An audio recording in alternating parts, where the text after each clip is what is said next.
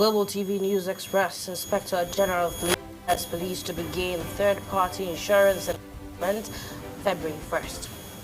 In business news, Nigerian Marketing Research Association vows to provide alternative after National Bureau of Statistics website hack. On the foreign scene, South Korea says Jeju Airjet black box stopped recording before crash. And in sports, David Moyes returns to Everton as manager. Hello and a very warm welcome to all our viewers in Nigeria and around the world to News Express, coming to you live from the nation's capital, Abuja, on Global Television. I am Amina Jibril. Now, a quick reminder that Global Television is on DSTV channel 365 and free to air on Nigecomsat. President Bola Tinubu has congratulated Senator John Azuta Mbata on his election as the President General of Ohanaeze Ndigbo worldwide. The President's congratulatory message is contained in a statement by his spokesman, Bayo Onanuga. According to the statement, President Tinubu also congratulated the group on the successful leadership transition and enjoined the new leaders to uphold the principles of their predecessors. Azuta Mbata, former senator who represented Rivers East in the Senate from 1999 to 2007, was elected as president of the preeminent Pan-Igbo Socio-Cultural Group at its meeting in Enugu on Friday. And the Independent National Electoral Commission, INEC, is seeking additional funding from the federal government in preparation for the 2027 general elections. This was revealed by the Commission's chairman, Mahmood Yakubu, while appearing before the Joint Committee on Electoral Matters at the National Assembly Complex in Abuja to defend the Commission's 2025 budget proposal.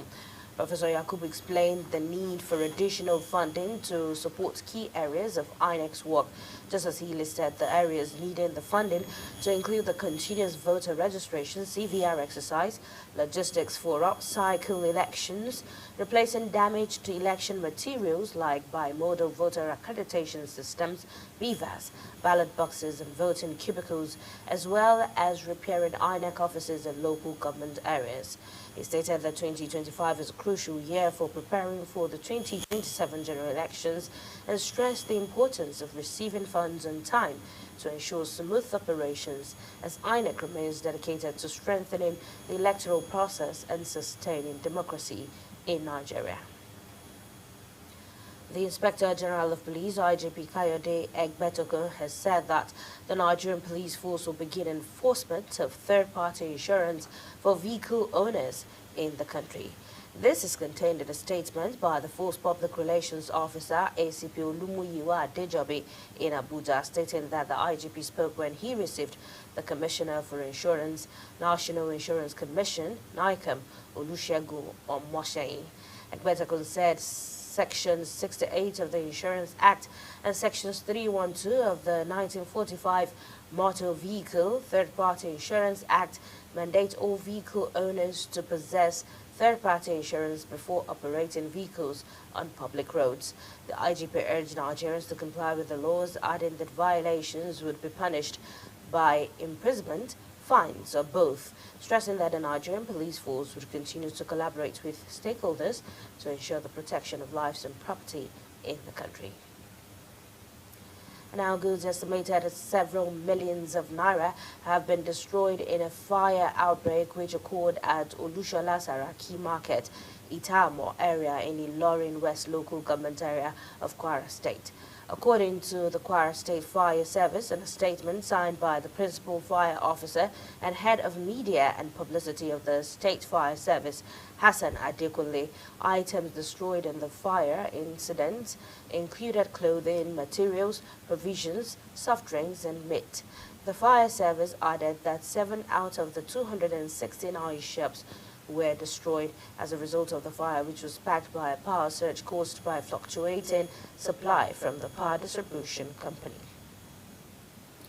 Similarly, the Lagos State Emergency Management Agency, LASEMA, has disclosed that fire gutted some shanties in Surulere area of the state. Permanent Secretary of the agency, Dr. Olufemi Uke Ashaintolu, confirmed this in a statement in Lagos. According to the statement, LASEMA, following a distress call, activated its response team from Onipanu, and upon arrival at the scene, a row of makeshift shanty structures erected beside the canal was found to have been gutted by fire. The statement added that preliminary investigations revealed that the fire, which started in one of the rooms, had quickly spread to other rooms in the row and was brought under control by the combined efforts of emergency responders at the incident scene. No casualties or injuries were recorded at the incident scene.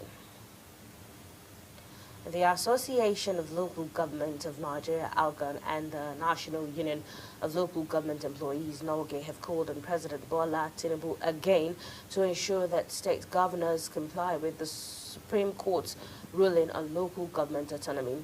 Recall that the Supreme Court had granted financial autonomy to the local governments, ordering that their allocations be paid directly to them, but 6 months or more after the verdict, the local government autonomy is yet to take effect as governors have continued to allegedly frustrate the process. Speaking to newsmen, the ALGON Secretary General Mohammed Abubakar expressed his concerns over the delay in the implementation of the local government autonomy.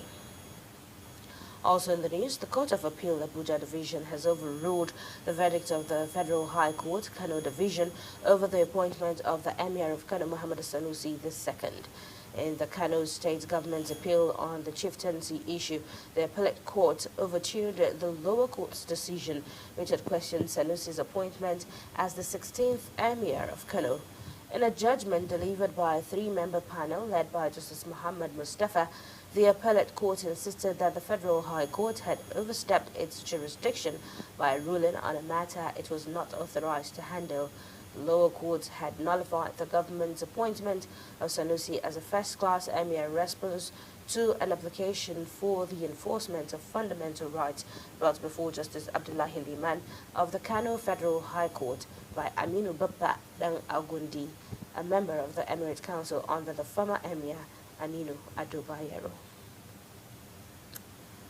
A political economist and 2007 presidential candidate of the African Democratic Congress, Professor Patu Tomi, has advised President Bola Tinubu on ways to tackle Nigeria's surging inflation and food security crisis. This comes after the president had pledged to prioritize food production and achieve economic stability by implementing policies aimed at reducing inflation and ensuring food security.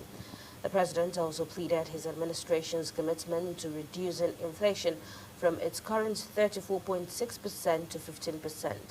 But Professor Otomi said the success of the president's goals would depend on his administration's ability to tackle insecurity, provide incentives for farmers, and implement effective agricultural policies to creating a stable and sustainable food production system in the country. The National Assembly Joint Committee on Solid Minerals has rejected the budget estimates of the Ministry of Solid Minerals. The committee said that the estimates presented were greatly inadequate. Chairman of the Joint Committee, Senator Ekong Samson, stated this after the Minister, Dele Alake, presented the Ministry's 2025 budget estimate before the committee. The call for the rejection of the budget followed a motion moved by Senator Dike Blank of APC Plateau and seconded by Senator Natasha Poti Uduagan of PDP in Kogi State. Elsewhere in the news, kingmakers in Oyo Town, Oyo State, have protested the appointment of Prince Abimbola Owade as the new Alafin of Oyo by Governor Seyi Makinde. Owade's appointment was announced on Friday in a statement by the State's Commissioner for Information and Orientation, Dr. Oyelade, sparking controversy within traditional cycles. Oyelade said after extensive consultations and traditional definitions by the Oyomesi, the Oyo Kingmakers, Owade was recommended as the new Alafin of Oyo and subsequently approved by Governor Makinde. And the federal government and the U.S. government have signed an agreement for the repatriation of not less than $52.88 million in forfeited corruption proceeds to Nigeria. Acting spokesperson of the Ministry of Foreign Affairs, Kimibi Ebienfa, disclosed this in a statement in Abuja, stating that the agreement was signed by the Attorney General of the Federation and Minister of Justice, Lateef Fagbemi of the Chief Advocate of Nigeria, and the U.S. Ambassador to Nigeria, Richard Mills Jr. It further stated that the signing of the agreement marked significant shared investment in our development and strengthened partnership between the nations. According to him, the federal government of Nigeria and the U.S. government are pleased to announce an agreement to promptly repatriate approximately $52.88 million in forfeited corruption proceeds. You're watching the live broadcast of News Express, coming to you live from the nation's capital, Abuja, on global television.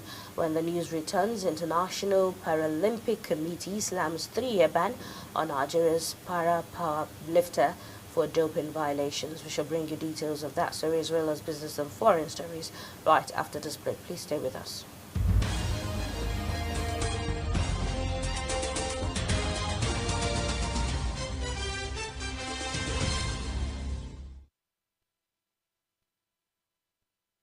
Welcome back and thank you for staying tuned. If you're just joining, it is News Express on global television here in the nation's capital, Abuja. Now on business scene. As the federal government approves the first telecom tariff hike in over a decade, Nigerians are demanding that mobile network operators justify the increase by delivering substantial improvement in service quality. For years now, subscribers have called for better network quality, citing frequent call drops and slow data speeds. They argue that if telecom companies are to benefit from higher tariffs, consumers should experience a tangible improvement in the services they are paying for. However, telecom giants have defended the hike as essential to addressing economic challenges such as inflation, foreign exchange instability, and rising diesel prices. The Central Bank of Nigeria has announced the introduction of 2 new financial products designed to serve Nigerians living abroad. The non-resident Nigerian Ordinary Account and the non-resident Nigerian Investment Account were unveiled in a circular dated January 10, 2025, issued by the Trade and Exchange Department of the Apex Bank. According to the CBN, in a document signed by the Acting Director of Trade and Exchange, Dr. W.J. Kanya, these accounts aims to streamline remittances, encourage investment, and foster financial inclusion among Nigerians in the diaspora. And the Nigerian Marketing Research Association, NIMRA, has said it will provide a private sector alternative to economic data following the National Bureau of Statistics (NBS) website hack.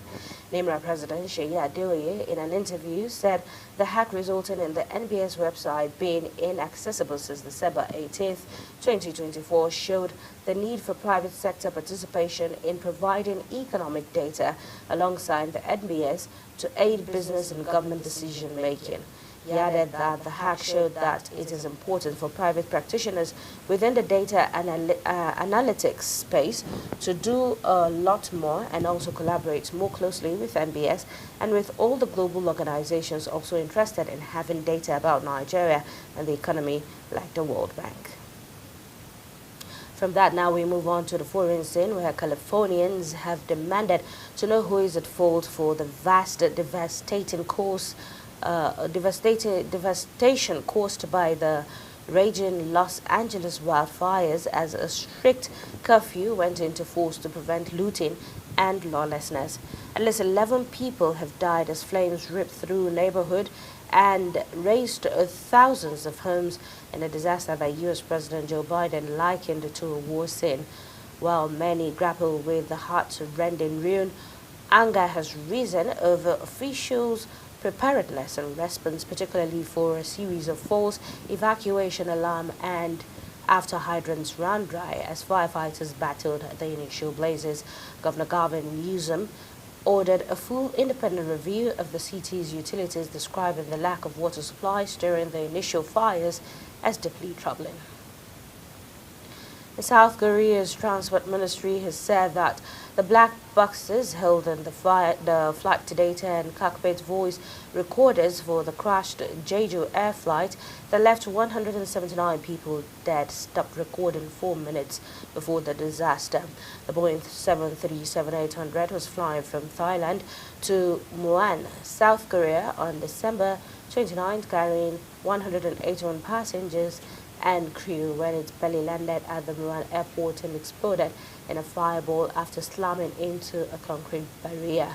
The Transport Ministry said in a statement referring to the two recording devices that the analysis revealed that both the CVR and FDR data were not recorded during the 4 minutes leading up to the aircraft's collision with the localizer. The localizer is a barrier at the end of the runway that helps with aircraft landing and was blamed for exacerbating the crash's severity. The United States has introduced a new round of sanctions targeting over 400 entities connected to Russia's energy sector, prompting strong approval from Ukrainian President Volodymyr Zelensky. Zelensky, via his ex, described the sanctions as a significant step in disrupting Russia's financial and logistical networks that support its ongoing war efforts. The measure aims to impact key areas of Russia's energy industry, including producers, insurance companies, service providers, logistics facilities, and a fleet of 184 shadow tankers. Still on the foreign scene, an Indian member of the Legislative Assembly, Gurpreet Gorgi, has accidentally shot himself dead. The Aam Aadmi Party MLA shot himself accidentally and sustained injuries to his head, according to his family. The incident occurred around midnight as he was found dead late on Friday night with bullet wounds, and he was rushed to Dayanad Medical College and Hospital where doctors declared him dead. Now moving on to the world of sports. In a strategic move towards repositioning Nigeria's sports industry, the National Sports Commission (NSC) leadership has approved the reposting of Secretary Generals and other officers to various national sports federations. Director of the Federation of Elite Athletes, Olumide Bamiduro, explained that this decision aligns with the leadership vision of Shehu Diko and Bukola Olopade, aimed at revitalizing the sports sector. In line with this directive, the NSC issued a circular instructing the Federation Establishment and Appointment Department to follow through with the new postings. The directive underscores the Commission's strong commitment to enhancing the functionality and performance of sports federations across the nation. The International Paralympic Committee (IPC) has placed a 3-year ban on Nigeria's para-power lifter Kafilat Al-Maruf for doping violations. In a statement issued by IPC, it confirmed that the presence of an anabolic agent of exogenous origin in Al-Maruf's urine sample that was provided out of competition on 11th July 2024. The disciplinary action, which will see the Nigerian banned for a period of 3 years, is for committing an anti-doping rule violation (ADRV) in breach of the IPC anti-doping code, the code. Exogenous anabolic steroids are included on the World Anti-Doping Agency (WADA) 2024 prohibited list and are prohibited at all times. The athlete was provisionally suspended by the IPC on 19th August 2024 pending a resolution of her case. The athletes accepted the commission of the ADRV and the consequences proposed by the IPC. And what appears a major controversy is thrilling a forensic audit investigation into Lobby Stars FC, which has asked ex-officials including Dominic Ayofa, Mike Idoko, and 2 former vice-chairmen of the club to refund the sum of 2.45 million naira to the coffers of the club. According to reports, the discovery follows the white paper report on the forensic audit investigation into Lobby Stars FC for the period of January 2020 to September 2024, released by the Benue State Government. Benue State Governor Hyacinth Alia had on October 7, 2024, inaugurated a forensic audit investigation committee led by Centur Igba donators to examine the funds of Lobby Stars FC Makodi. The terms of reference included studying the handover notes submitted by the outgoing board of the club, identifying the club's income, making recommendations to the government on appropriate actions to be taken in the interest of the club, and advising the government on the way forward. Scottish manager David Moyes has returned as Everton manager following Sean Dyche's sacking. The Premier League club made the announcement in a statement on the club's website, saying David is widely recognized as one of the Premier League's most experienced and accomplished managers, having led Everton for more than 500 matches from 2002 to 2013. Everton has sacked Dyche following a poor run of form with only one win from their last 11 games. The club also announced that former player Leighton Baines and captain Seamus Coleman are to take charge of the FA Cup clash against Peterborough on Thursday evening. Also, Real Madrid coach Carlo Ancelotti has said that his players could avenge their thrashing earlier this season by Barcelona to win the Spanish Super Cup on Sunday if they avoided making the same mistakes. Hansi Flick's Barcelona route had lost Blancos 4-0 at the Santiago Bernabeu in October in La Liga, although a slump before the winter break helped Real Madrid overtake them.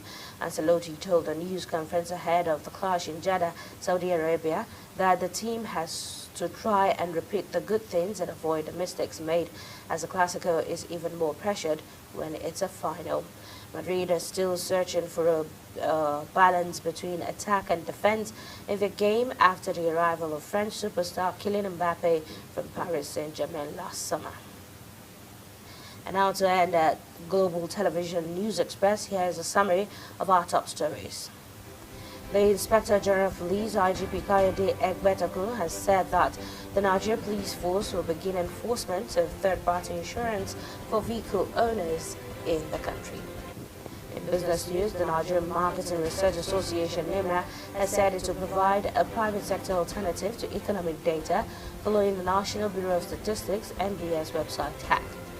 On the foreign scene, South Korea's Transport Ministry has said that the black boxes holding the flight data and cockpit voice recorders for the crashed Jeju Air flight that left 179 people dead stopped recording 4 minutes before the disaster.